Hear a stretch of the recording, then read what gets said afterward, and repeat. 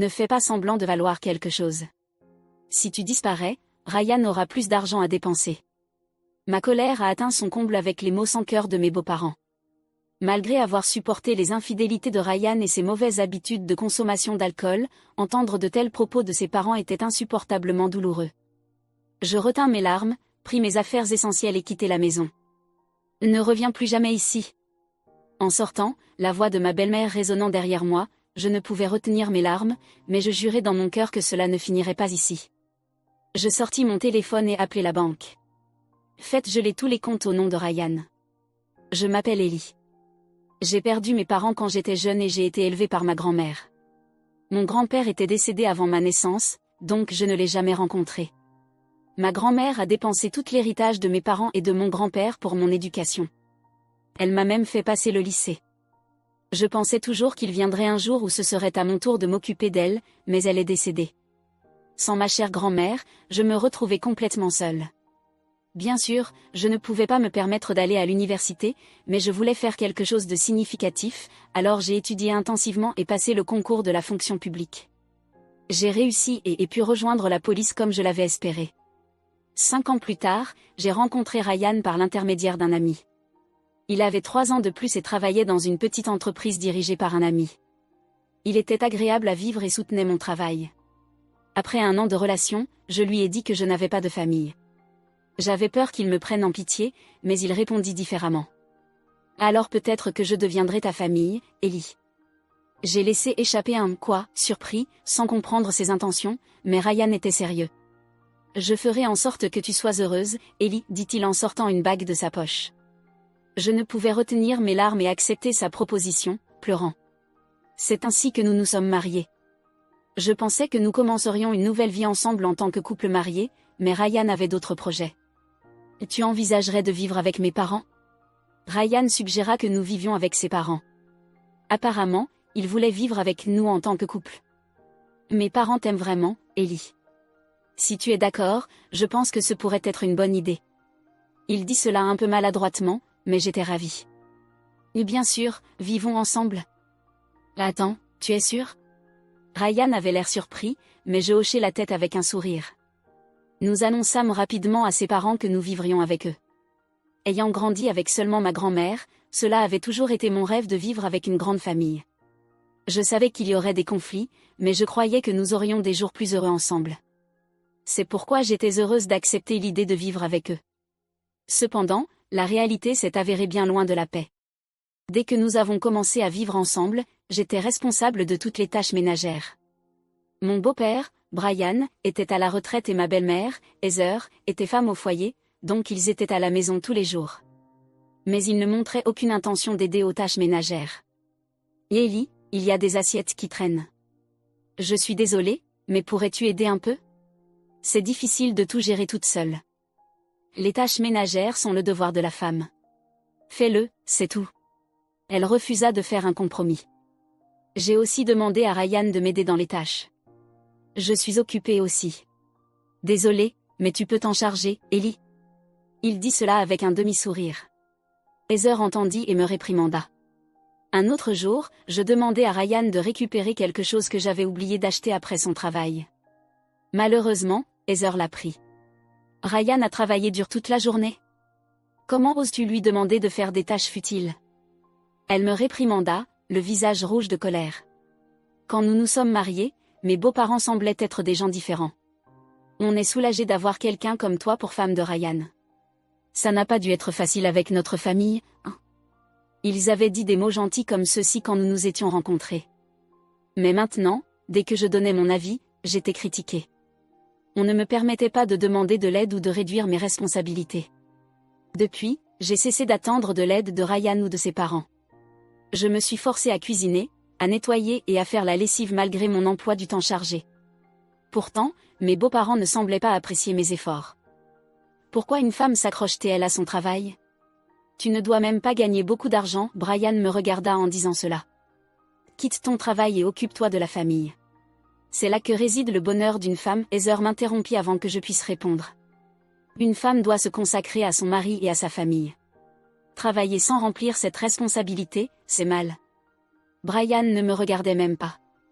Il m'interrompait chaque fois que j'essayais de partager mes pensées. Même si je gérais toutes les tâches ménagères, il semblait déterminé à me critiquer tant que je continuais à travailler. Cette même attitude ressortit lorsque je demandais à Ryan d'acheter des courses. Pour mes beaux-parents, Ryan était précieux, tandis que je semblais être vue comme une simple femme de ménage. Peut-être qu'ils en voulaient à ce que je travaille et ne sois pas toujours à la maison. Les critiques constantes me laissaient épuisée et vidée chaque fois que je terminais mes tâches. Mes beaux-parents ne savaient pas quel genre de travail je faisais. C'était à cause de Ryan. Tu pourrais ne pas dire à mes parents ce que tu fais comme travail? Quoi? Pourquoi? À ma grande surprise, Ryan m'avait demandé de garder mon travail secret de ses parents. Perplexe, j'ai remis en question ses raisons. Je gère une petite entreprise. Mes parents pensent déjà que j'ai assez de pression. S'ils savaient ce que tu fais réellement, ça me ferait passer pour quelqu'un de mauvais, dit-il en soupirant, l'air abattu. Garder mon travail secret ne me semblait pas juste, mais Ryan insista davantage. S'ils découvrent que tu réussis plus que moi, ils te demanderont probablement de quitter ton travail. Je ne pus m'empêcher de pousser un cri. Les parents de Ryan étaient vieux fashioned, valorisant les hommes comme les pourvoyeurs de fonds. S'ils savaient que je gagnais plus, cela ne se passerait probablement pas bien. Mais je pensais que Ryan en faisait trop. Pourtant, il restait inflexible, alors j'ai accepté à contre-cœur. Ryan dit à ses parents que je travaillais à temps partiel dans une usine. Cela les amena à me voir comme une femme sans ambition, médiocre, qui ne remplissait pas ses devoirs. Une travailleuse à temps partiel comme toi ne devrait pas se donner des airs, ricana Brian, tandis que Heather me regardait comme si j'étais sans valeur. Mais je refusais d'abandonner mon travail. C'était ma passion et cela signifiait tout pour moi. Malgré leurs insultes constantes, je n'avais pas l'intention de l'abandonner. Un jour, Ryan rentra tard. Le travail a été intense ces derniers temps, dit-il, fatigué. Mais à partir de ce jour-là, il commença à rentrer vers minuit. Il commença aussi à rester dehors toute la journée le week-end. Au début, je pensais qu'il prenait du temps pour se détendre après le travail, mais avec le temps, j'ai commencé à me sentir suspicieuse. Récemment, tu rentres tard et tu sors plus souvent. Où vas-tu? C'est le travail. Je t'ai pas dit que les choses étaient occupées? Je travaille même le week-end. Quand j'ai insisté, Ryan répondit d'un ton désinvolte, sans me regarder dans les yeux, ce qui n'a fait qu'accroître mes soupçons. Tu me caches quelque chose? Il n'y a rien à cacher, répondit Ryan, légèrement agacé, me jetant un coup d'œil furtif. Je voulais des clarifications, mais à ce moment-là, Heather entra dans la pièce. Elle est contrariée parce que je rentre tard. Qui te crois-tu pour lui poser des questions? Heather me lança un regard furieux tandis que Ryan semblait soulagé de son interruption. Parfois, tu travailles tard la nuit, mais je n'ai aucun moyen de savoir si c'est vrai, dis-je, ma voix devenant plus forte à mesure que ma frustration grandissait. Heather, cependant, m'interrompit immédiatement. C'est toi qui es suspicieuse. Arrête de semer le trouble juste parce que Ryan rentre tard. Je m'excusai alors qu'elle me criait dessus, et tous deux quittèrent la pièce, me laissant là, choquée et incapable de bouger. Plus tard, quand je suis retournée dans notre chambre, Ryan semblait désolé. Je suis désolée, Ellie. Que veux-tu de moi? Tu veux que j'abandonne mon travail comme tes parents ne cessent de le suggérer? Je lui demandai cela, et Ryan parut déconcerté. Si j'arrête de travailler, je ne pourrai pas soutenir tout le monde seul, dit-il. Sa réponse me surprit, car mes revenus étaient bien plus élevés que les siens. Pourtant, il insista pour garder mon travail secret auprès de ses parents. Je me demandais s'il y avait un avantage à ce secret, mais je n'ai pas pu le lui dire à ce moment-là. Je croyais toujours en Ryan. Le harcèlement de mes beaux-parents ne fit que s'intensifier après cela. Ryan commença à me critiquer ouvertement devant eux, trouvant des défauts dans tout ce que je faisais. Il se plaignait même des repas que je préparais, peu importe combien de soins je leur accordais. Heather imposait des restrictions strictes sur moi. Quand j'essayais de prendre un bain, elle éteignait le chauffe-eau, prétendant que c'était du gaspillage. Parfois, elle vidait même la baignoire avant que je puisse l'utiliser, me forçant à me doucher à l'eau froide. Inquiète pour ma santé, j'ai commencé à prendre une douche au travail avant de rentrer à la maison, mais même cela n'a pas arrêté le harcèlement. Un jour, après être rentrée du travail, je remarquai que la porte de ma chambre était ouverte. En entrant, je découvris que mes cosmétiques et mes bijoux avaient disparu. « Heather, tu es allée dans ma chambre ?» demandai-je immédiatement. « De quoi m'accuses-tu » répliqua-t-elle, en niant tout. Ryan fit aussi semblant de ne rien savoir, mais il était clair que quelqu'un avait fouillé dans mes affaires. Dans ce cas, ça pourrait être un intrus. Je vais appeler la police, dis-je calmement, mais tous deux semblaient visiblement alarmés. C'est ridicule, s'exclama Meryl, essayant de me dissuader. Est-ce que tu caches quelque chose que tu ne veux pas que la police voie, demandai-je, et Ryan tenta même de saisir mon téléphone. Il était clair qu'ils avaient envahi ma chambre. À partir de ce jour-là, j'ai installé un verrou simple sur la porte. Mettre un verrou sur ta porte? Tu dois avoir quelque chose à cacher, se plaignit Heather, mais je l'ignorais. En réponse, ils commencèrent à me surveiller de plus près. Chaque fois que j'étais dans la chambre, ils écoutaient à la porte, essayant d'attraper n'importe quel bruit. Si je répondais au téléphone, Heather demandait « Tu parles à qui? Tu as une liaison ?»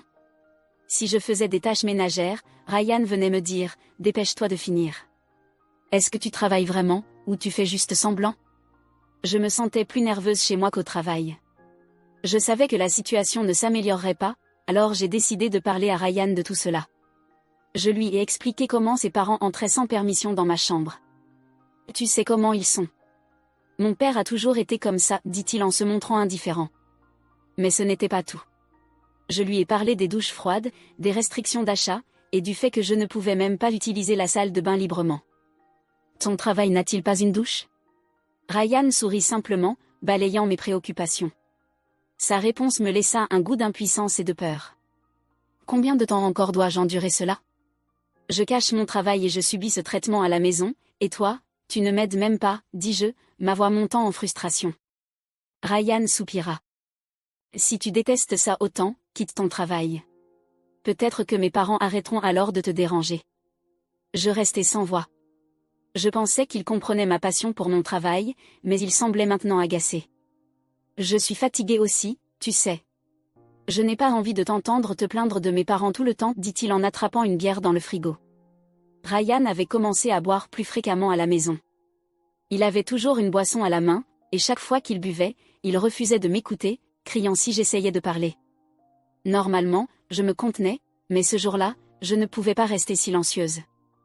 Tu vas vraiment travailler, ou tu passes du temps avec quelqu'un d'autre? Le ton de Ryan devint glacial, mais je persistais. Tu as une liaison, n'est-ce pas? Pourquoi tu penses ça? Il engloutit sa bière et me lança un regard noir. Tes dépenses ont augmenté, et j'ai vu des frais sur ma carte que je ne reconnais pas. Sa réponse fut indifférente. Et alors? Si tu es malheureuse, on peut divorcer. Un divorce? J'étais abasourdie par ces mots et je ne pouvais pas répondre immédiatement. Si on divorce, tu seras toute seule. Mais si c'est ce que tu veux, vas-y, dit-il avec un air satisfait. Donc tu l'admets? Tu me trompes, n'est-ce pas? Sans preuve, ne m'accuse pas. Si tu es sérieuse, apporte les papiers du divorce. Je les signerai. Ryan quitta la pièce, me laissant seule avec mes pensées. Je lui avais fait confiance, pensant qu'il changerait s'il réalisait ses erreurs, mais quelque chose en moi a finalement craqué. Ryan refusait de me protéger, et mes beaux-parents continuaient à m'opprimer. Sans connaître la vérité, j'ai décidé qu'il n'y avait plus de raison de me sacrifier pour des gens comme eux. J'ai passé un appel pour mettre les choses en mouvement. Le lendemain matin, Ryan était encore sorti toute la nuit.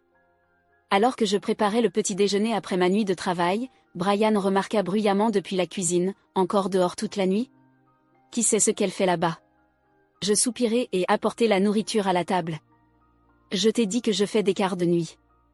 Pourquoi es-tu toujours aussi suspicieux? J'essayais de garder ma frustration sous contrôle, mais Brian me lança un regard noir. Tu dis que c'est un quart de nuit, mais tu es probablement là-bas à tromper. Ne me parle pas comme ça. Pendant qu'il parlait, Heather acquiesça de manière évidente, visiblement ravie. Leurs paroles firent monter ma colère à son comble. C'était déjà assez douloureux de supporter les habitudes de séducteur et d'alcoolique de Ryan, mais entendre cela de ses parents était insupportable. Il semble inutile de vous expliquer quoi que ce soit. Je m'en vais. Je retenais ma rage, allai dans ma chambre et commençai à faire mes valises. Je le savais. Dépêche-toi de divorcer de Ryan. Tu caches sûrement quelque chose. Tu n'es rien d'autre qu'un parasite, mes beaux-parents continuaient à lancer des insultes, mais je les ignorais en portant mes sacs jusqu'à la porte d'entrée. Si tu t'en vas, l'allocation de Ryan augmentera. Je suis sûre qu'il sera content de ça, dit Heather, me suivant jusqu'à la porte. Une femme comme toi n'est pas ce qu'il lui faut. J'en ai assez. Merci pour tout et ne reviens jamais. Avec ces derniers mots résonnant derrière moi, je partis, les larmes coulant sur mon visage, mais je ne m'arrêtai pas. Je me promis que ce n'était pas fini. Je sortis mon téléphone et passai un appel. L'appel était destiné à la banque. Je me présentai et dis fermement, veuillez geler tous les comptes au nom de Ryan. De cette manière, ils feraient face aux conséquences de leurs actes. Comme prévu, le lendemain, mes beaux-parents m'appelèrent. Que se passe-t-il ? Le compte et les cartes ne fonctionnent plus. Ryan avait l'air furieux au téléphone. Il avait probablement essayé de faire un achat en ligne, ou Heather avait peut-être essayé de retirer de l'argent à un distributeur automatique et avait échoué. Tu as dû voler de l'argent sur le compte de Ryan.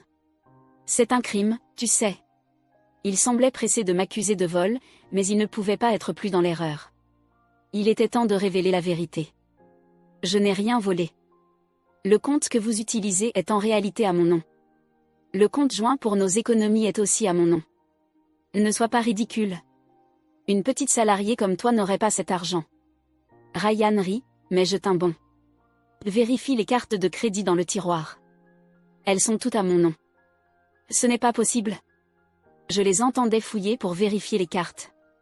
Après quelques instants, j'entendis un cri à l'autre bout du fil. Pourquoi tout est à ton nom, même les cartes de crédit? Tu as dû changer les noms surtout. C'est de la fraude. Ils étaient paniqués, essayant de comprendre la situation, mais ils ne faisaient que chercher des excuses. Ryan est au chômage. C'est pourquoi les comptes sont à mon nom. Ma voix se fit froide en énonçant cela, et un silence se fit de l'autre côté du téléphone. Il semblait avoir du mal à comprendre ce que je disais. Ryan avait quitté son travail il y a 6 mois après avoir causé des problèmes au travail. Il faisait semblant d'aller au bureau, mais passait ses journées dans des cybercafés. Le détective privé avait révélé qu'il rencontrait aussi plusieurs femmes via des applications de rencontres. Il s'était apparemment impliqué avec la femme de son patron, ce qui avait entraîné sa démission forcée. Dans une petite entreprise comme la sienne, il n'y avait aucune chance qu'il reste après ce scandale. Même après avoir perdu son travail, il continuait de voir d'autres femmes et dépensait tout son revenu de salarié pour elles. Pendant ce temps, c'était moi qui gagnais de l'argent pour soutenir notre foyer. De quoi tu parles ?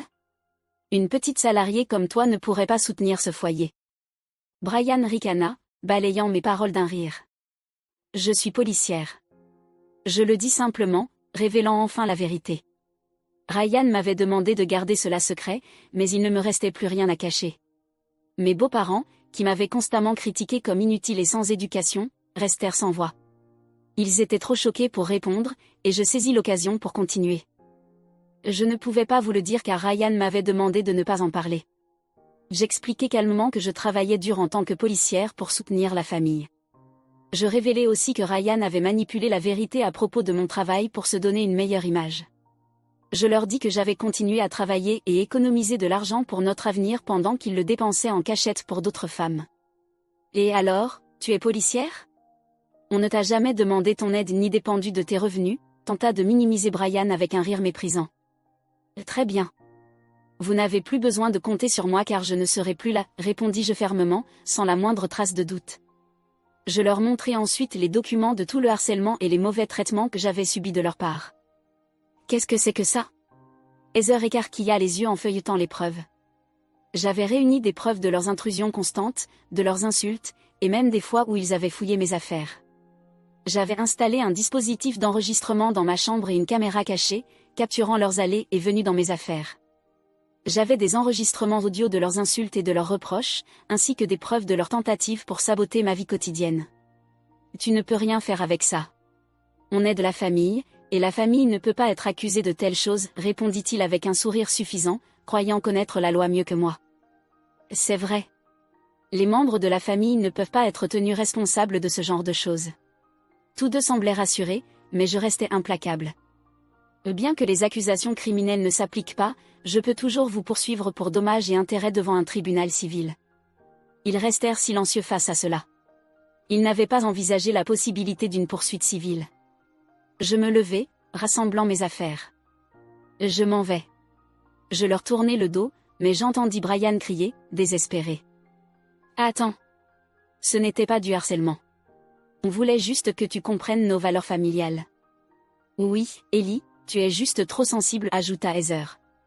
Leurs pitoyables excuses ne firent qu'alimenter ma colère. Je me retournai, parlant avec une conviction que je n'avais jamais ressentie auparavant. Vous n'avez jamais eu l'intention de me faire me sentir la bienvenue dans cette maison. Vous m'avez constamment rabaissé, me traitant d'inutile et de sans éducation. Je laissai toute ma frustration éclater, les regardant reculer de peur. Après être parti de la maison de mes beaux-parents, je contactai un avocat. En réalité, j'avais déjà consulté à la fois un détective privé et un avocat. Lorsque je suis arrivé au cabinet de l'avocat, je fis convoquer Ryan. Il arriva avec une expression perplexe, scrutant les lieux. Je pouvais sentir l'odeur de l'alcool sur lui, il avait clairement bu toute la nuit. Son humeur semblait étrangement joyeuse, ce qui me fit soupçonner qu'il avait été avec une autre femme. « Tu me trompes, n'est-ce pas ? » « Pas avec une seule femme, mais plusieurs, lui demandai-je. Ryan ricana, ne cherchant même pas à nier. « Et alors ? Ça te pose un problème ? Alors tu l'admets. Tu as même perdu ton travail à cause d'une de tes aventures, n'est-ce pas ? » Il sembla brièvement irrité, puis haussant les épaules. « Et si tu n'es pas contente, on peut divorcer. » Il semblait penser que la simple menace de divorce allait me faire taire. Peut-être croyait-il que j'avais peur du jugement social si je le quittais. D'accord. Je suis d'accord. Divorçons. Son expression changea, surpris par ma réponse. Bon, peu importe. Mais tu vas regretter ça. Il lança ces mots, mais je n'avais plus de doute. Eh bien, peu importe. Tu vas regretter ça, cependant. Je pensais que les policiers avaient un sens des responsabilités. Apparemment, tu n'étais pas responsable en tant qu'épouse. Ces mots étaient destinés à me culpabiliser, mais cela ne m'affecta pas. Je sortis les papiers de divorce et les posai devant lui. Vas-y, signe-les. Très bien. Mais je serai bien sans toi. Je trouverai juste quelqu'un d'autre, rit-il en prenant un stylo, totalement inconscient de ce qu'il allait perdre. Je me demande ce que ces femmes te trouvent. Ma voix était calme, presque conversationnelle. Il s'arrêta, me regardant avec défi. Qu'est-ce que tu insinues ? Là, elles sont attirées par le mode de vie financé par mon argent, pas par toi. Il me regarda, confus. Tu as utilisé nos économies communes, n'est-ce pas ? Cet argent est parti maintenant, donc ton petit plaisir ne durera pas. Qu'est-ce que tu veux dire, parti ? Il avait l'air vraiment abasourdi, comme s'il ne comprenait pas mes mots. Une fois qu'on sera divorcé, tu n'auras plus accès à mon compte ni à mes économies. Tu devras dépendre de tes parents. Quoi ? Son visage devint pâle, et il commença à trembler légèrement. La réalité de la situation semblait enfin le frapper. Je suis désolé, Ellie. S'il te plaît, ne va pas jusqu'au divorce. J'ai besoin de toi. Il se rendit compte qu'il perdait son soutien financier et supplia pour que je reconsidère ma décision, mais il était trop tard. Je promets que je vais changer. Mes parents ne te dérangeront plus. Ses supplications désespérées étaient presque comiques. Après tout ce qu'il m'avait fait subir, je ne pus m'empêcher de sourire, amusé par ses paroles prévisibles. C'était comme s'il avait oublié tout le mépris qu'il et ses parents m'avaient montré. Maintenant que sa propre position était en danger, je compris qu'il s'intéressait uniquement à mon argent, pas à moi. Ce que tu veux vraiment, c'est avoir accès à mon argent, n'est-ce pas ? Soutenir tes parents et maintenir ton mode de vie avec un emploi à temps partiel ne sera pas facile. Je dis cela avec un sourire, et son visage se tordit de frustration. En plus, puisque ta tromperie est la cause du divorce, je vais demander une pension alimentaire. Si tu refuses, je vais contacter toutes les femmes avec qui tu as eu des aventures. Les contacter ? Que veux-tu dire ? Murmura-t-il, évitant mon regard. J'ai assez de preuves pour demander une compensation à chacune d'entre elles. Je sais déjà qui elles sont et j'ai leurs coordonnées. Je souris en posant les photos de preuves devant lui. Ses yeux s'écarquillèrent de choc en examinant les photos. Je pouvais voir qu'il comprenait enfin la gravité de sa situation. Même s'il essayait d'éviter de payer la pension alimentaire, je pouvais toujours contacter ses maîtresses pour obtenir une compensation. Cela signifiait que s'il ne coopérait pas, il serait rejeté par les femmes sur lesquelles il avait compté. Alors, ne pense pas que tu peux fuir ça. Sur ces mots, je laissai l'affaire à mon avocat et quittai le bureau. Ryan ne contesta plus. J'ai appris plus tard qu'il avait écouté en silence les explications de mon avocat et avait accepté de payer la pension alimentaire. Il signa même les papiers de divorce et les remit à l'avocat avant de partir, l'ombre de lui-même. Quelques jours plus tard, la pension alimentaire fut transférée en totalité, et je déposai officiellement les papiers de divorce à la mairie. Mon mariage avec Ryan était enfin terminé. Comme promis, j'ai aussi intenté une action en justice contre mes beaux-parents pour détresse émotionnelle. Le tribunal statua en ma faveur et je reçus une indemnisation de la part de Ryan et de ses parents. Le montant était modeste, mais la victoire était inestimable. Enfin, ma bataille était terminée. Un ami m'a dit plus tard que Ryan et ses parents avaient vendu leur maison et déménagé dans un petit appartement. Entre la pension alimentaire et le procès, ils étaient maintenant profondément endettés. Ses parents avaient même trouvé des emplois à temps partiel pour joindre les deux bouts. Pour des gens qui vivaient de mes revenus, cette nouvelle vie devait être incroyablement dure. Ryan a été abandonné par ses maîtresses et il n'avait plus personne. J'ai entendu dire qu'il fréquentait maintenant une agence matrimoniale formelle, mais sans succès jusqu'à présent. En y repensant, je suis reconnaissante que Ryan ait insisté pour garder mon métier secret vis-à-vis de ses parents. S'ils avaient su que j'étais policière, ils m'auraient exploité encore plus, et divorcer aurait peut-être été plus difficile. Rien que d'y penser, j'en frissonne. À ce niveau-là, je dois remercier un peu Ryan. Je suis retournée à ma vie indépendante dans le dortoir des femmes policiers. Après avoir rêvé d'une famille et espéré vivre ensemble, j'étais maintenant contente et profitais de vivre seule. La vie maritale n'avait été que douleur, mais maintenant j'étais libre. Remplie d'un sentiment de libération, je pouvais me concentrer sur mon travail et je me sentais épanouie chaque jour. Malgré tout, je me sentais soulagée de ne pas avoir laissé mes beaux-parents me briser. Maintenant, je suis déterminée à protéger les citoyens et j'espère réduire le nombre de personnes qui souffrent comme je l'ai fait. Chaque jour, je travaille pour rendre le monde plus sûr et plus juste pour tout le monde.